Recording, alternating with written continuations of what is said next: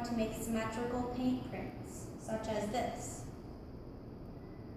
In order to make something like this, we need a couple materials.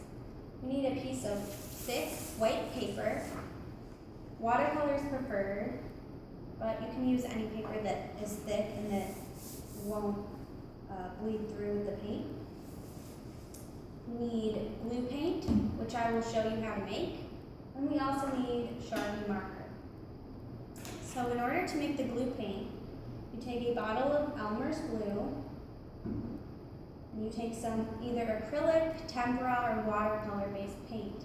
You open your glue bottle and pour some paint inside.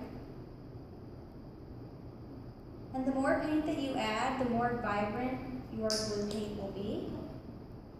So you can just shake it up to mix it very well. Make sure your glue cap is closed so you don't get glue all over. Shake it up, or you could take a popsicle stick and mix it up so that the glue combines with the paint more thoroughly. But I have some glue paint that I have already created. It's ready to go. What we will do is we will take our watercolor paper and we will fold it in half, hamburger style, give it a nice crease, and open it back up so you have an even creased piece of paper.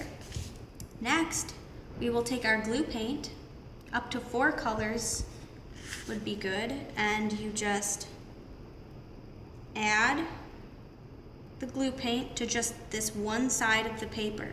You don't want to add any over here. And as you can see, I'm just kind of doing it in a random fashion. And I want to use colors that are kind of contrasting to each other so that they pop when we open it up and it's symmetrical.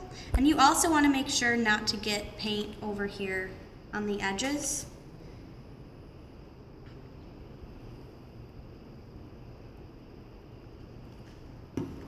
Just add another color here, add some yellow. I think these 3 colors work very nicely together. And as you can see, I'm making little circles, but we're going to manipulate the paint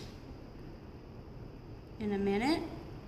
So it doesn't really matter what kind of patterns we make. I'm going to add a little bit more purple. It's kind of having a tough time coming out of the bottle. Okay. Next, I'm going to close my piece of paper along the crease that we made previously, and I'm going to just move the paint around using my finger, just kind of smearing it around, making sure that you are mixing some of the colors if you want. And something else that you can do is you can take your Sharpie marker with the cap still on, and you can use it to make some interesting line patterns if you want. Or you can make circle patterns.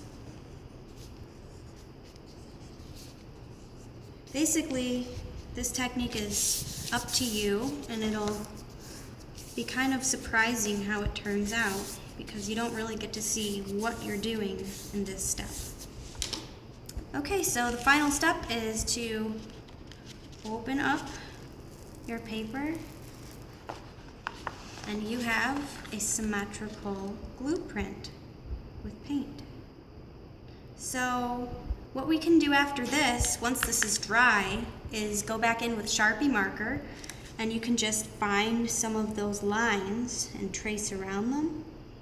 And if you look at it long enough, you can maybe see some pictures in there. Like when I look at this, it sort of looks like a butterfly. So I have a piece that's already dried that I started to do some Sharpie work on.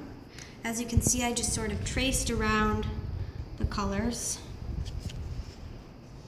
And I just look for different patterns that maybe I want to outline and define. Every print will be different that you make, and some you might find different pictures inside of, but some it might just be cool to trace the colors.